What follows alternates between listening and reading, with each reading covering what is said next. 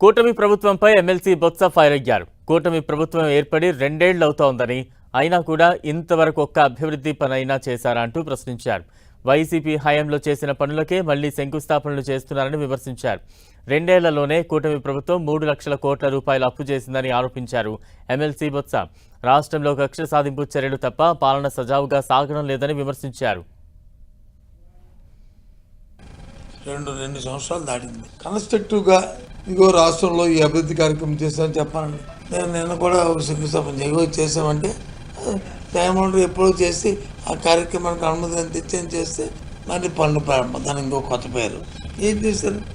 ఎంతసేపు మళ్ళీ వైఎస్ఆర్ పార్టీ మీద, జగన్మోహన్ రెడ్డి గారి మీద, లేకపోతే ఆ పార్టీ నాయకుల మీద, వాళ్ళ మీద వ్యక్తిగత దోషణలు, ఆరోపణలు తప్ప అసలు ఆ విషయమే లేదు.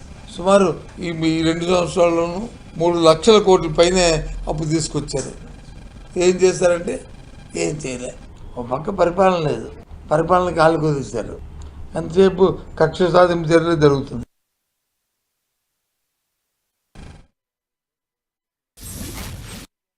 ఇగో రాష్ట్రంలో ఈ అభివృద్ధి కార్యక్రమం చేస్తామని చెప్ప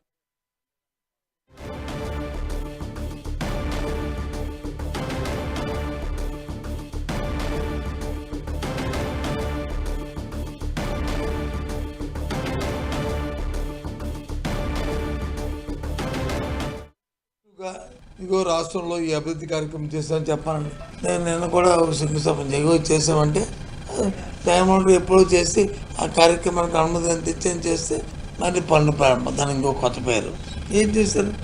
ఎంతసేపు మళ్ళీ వైఎస్ఆర్ పార్టీ మీద, జగన్మోహన్ రెడ్డి గారి మీద, లేకపోతే ఆ పార్టీ నాయకుల మీద, వాళ్ళ మీద వ్యక్తిగత దోషణలు, ఆరోపణలు తప్ప అసలు ఆ విషయమే లేదు.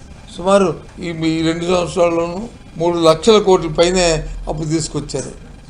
ఏం చేశారంటే ఏం చేయలే. ఒక పక్క పరిపాలన లేదు, పరిపాలన కాలు కుదిశారు. ఎంతసేపు కక్ష సాధింపు చర్యలు జరుగుతుంది.